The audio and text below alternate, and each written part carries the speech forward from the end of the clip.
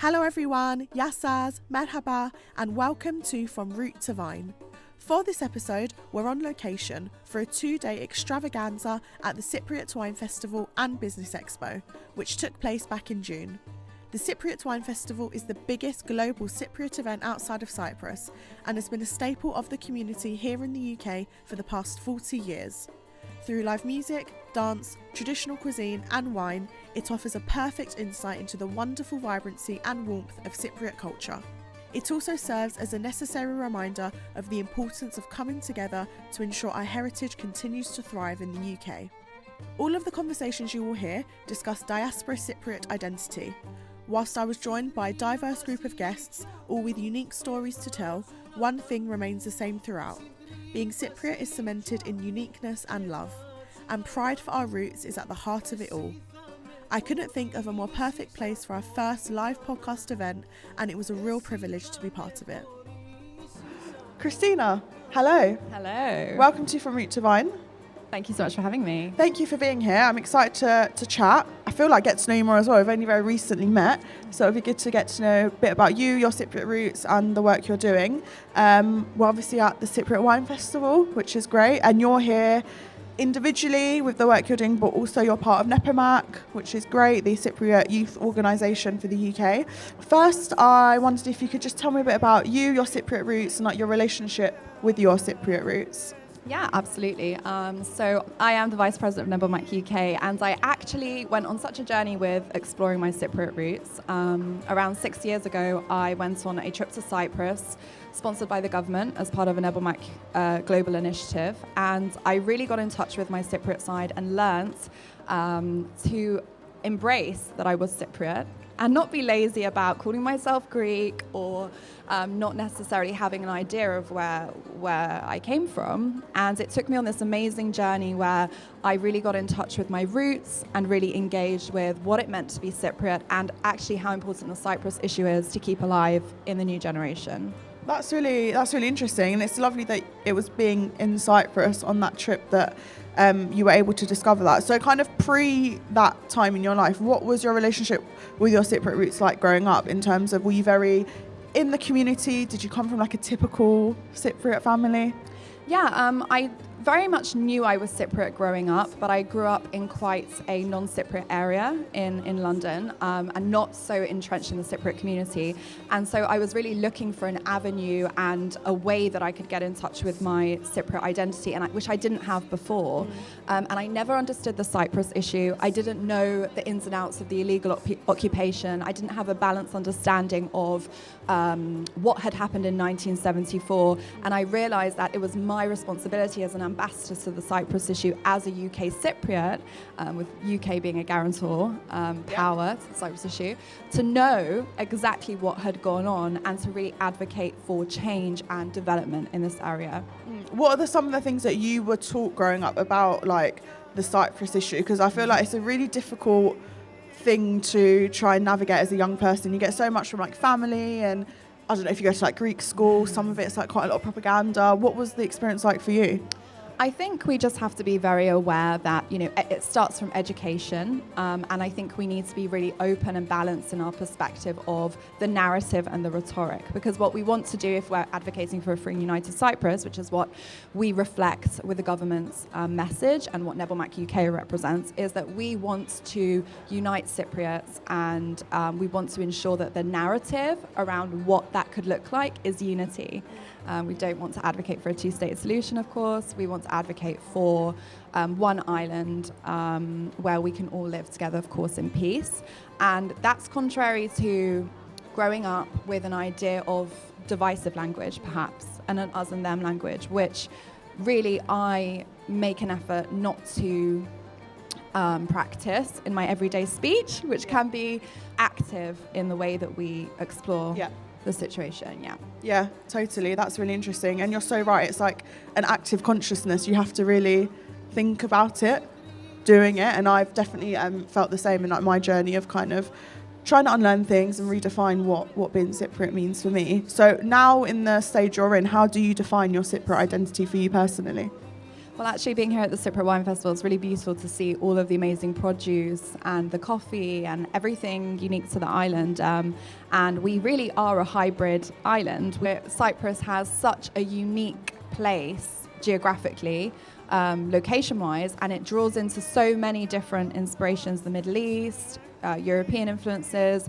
But what's amazing about that is that we should be proud of where we come from. We should today I say this, I'm really proud that we are who we are, and all Cypriots should be proud to call themselves Cypriot. Absolutely, amen. I think that's a really, really important and lovely message to spread as well.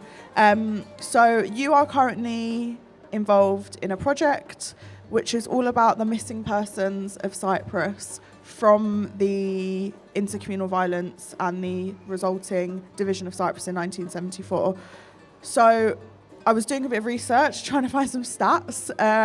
So currently, as it stands, the official stats are that around 500 Turkish Cypriots and 1,500 Greek Cypriots are officially reported as missing from the conflicts in 1974. And you are now doing a project all about those missing persons. So tell me a little bit about this project and why you wanted to be a part of this. Yeah, absolutely. So even hearing those numbers, what's important to remember is it doesn't really reflect the full conflict and the violence that took place, because many people haven't come forward as reported as missing, and so it's still a very vague and undeveloped symptom of the invasion as an issue. I visited the CMP, which is the Committee of Missing Persons Centre, when I was in Cyprus around 6 years ago, and the government took us there to really open our eyes and understand that the missing persons issue was a huge issue to the diaspora, and something that had a level of urgency that we needed to present to an international audience. And the global powers and the leaders, such as America, the UK, particularly the UK as a guarantor, needed to really understand how important it was to bring closure to the families who are suffering with not having the answers. And from then, 6 years ago, it always stayed in my mind and in my soul. And I thought about it a lot, and I thought, what can I do as a UK Cypriot to bring attention to this? And it took a while actually to know what the right forum and avenue would be, because although I advocate in government and in parliament, and I lobby for Cyprus in my everyday life, I go to the protests, I'm really active politically, the missing persons issue really was a symptom of the invasion, but it wasn't directly something that could be associated with the invasion exactly. So I needed to find a way to get that presented separately. Another thing that's really important to remember is that it's a humanitarian issue. Yeah, totally. And it's affected both sides of the community. And the role of the CMP as a bi-communal body is to both take Turkish Cypriots and Greek Cypriots and bring justice to both sides. And both families, and we have to remember that it has affected a range of people on the island. It's not an issue specific to the Greek Cypriot community, although the statistics do reflect that the Greek Cypriot community was predominantly affected. Have you had any experience of interacting with families that are directly impacted by the issue and still have missing persons? Have you spoken to anyone? Yeah, so the documentary's goal is to follow 4 families, and it's a diaspora project. So it's about reflecting and representing families in the UK, the US, and also in Cyprus. And what that does is it actually spotlights how global this issue is. Yeah.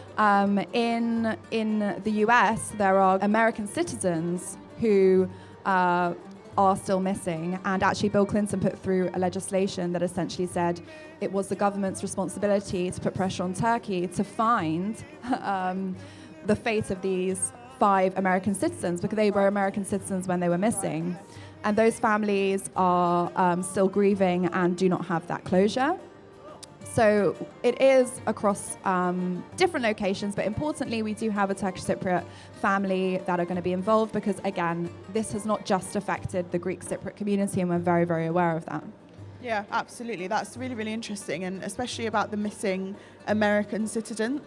I feel like that's a piece of information that's just not widely known at all, and it's not until people like you do the work on the ground where you're able to find that out. I think it's really great, one, that it's a diaspora project, because I think it's really easy to get into the mindset of this is something that happened in Cyprus and it affected people that were on the island at the time. And if you weren't born on the island or you don't spend time on the island, it's not really our issue as the diaspora. So I think it's really great that you're promoting it as a thing that the diaspora should be engaged in.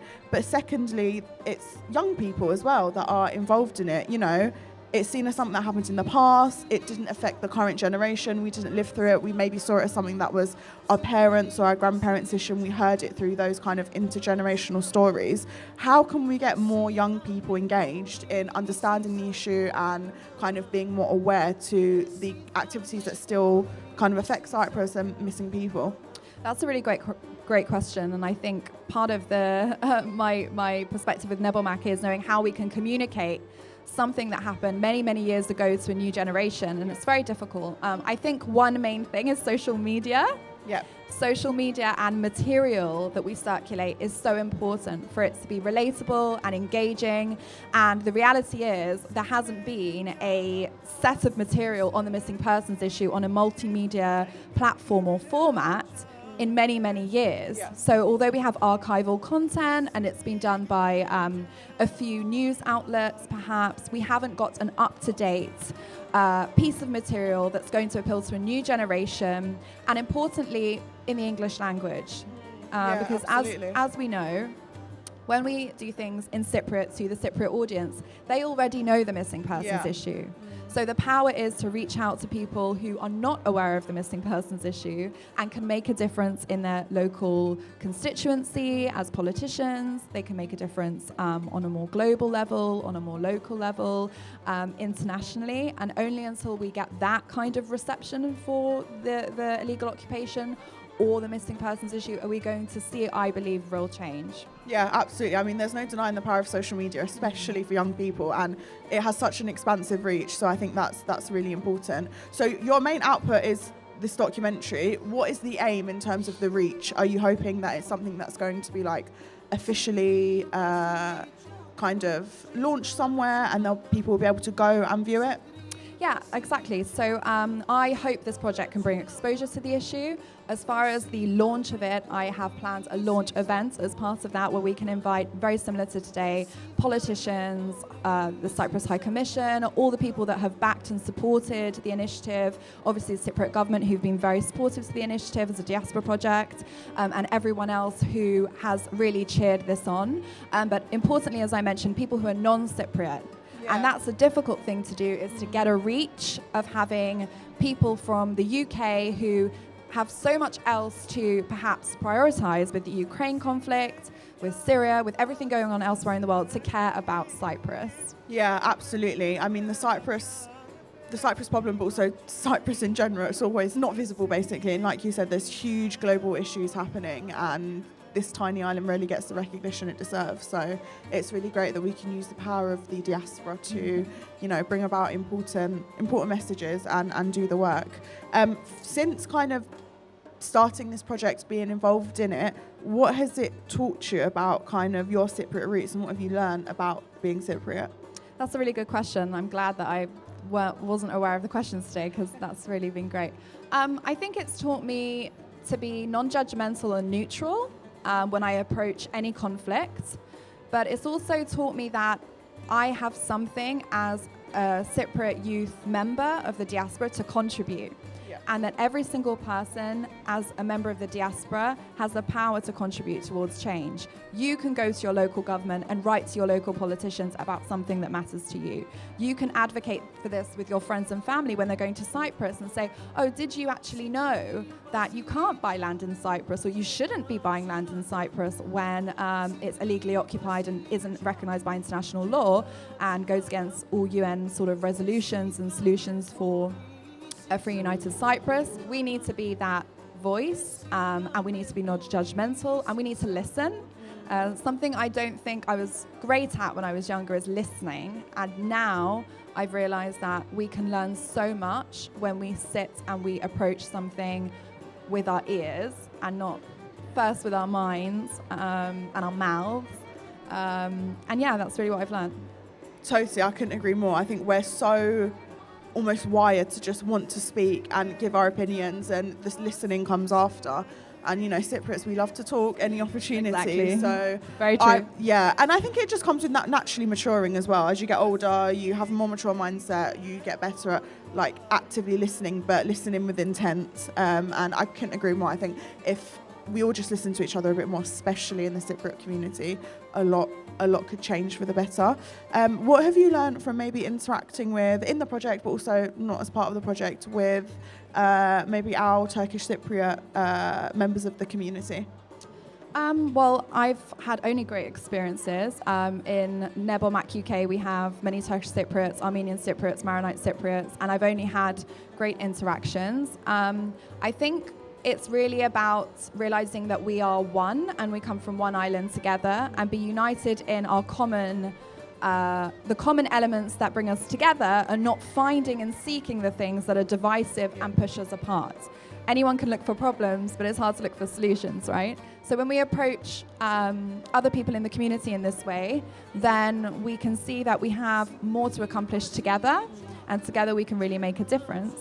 I've had many conversations even during a protest outside Downing Street, or whatever protest has gone in London, where people want to start debates about why Turkish Cypriots shouldn't be advocating for a free and united Cyprus. And I challenge them and I speak to them, and I want to hear why they feel that that's the case. Because I really believe together we can make a bigger difference than finding our differences. Totally, absolutely, I couldn't agree more.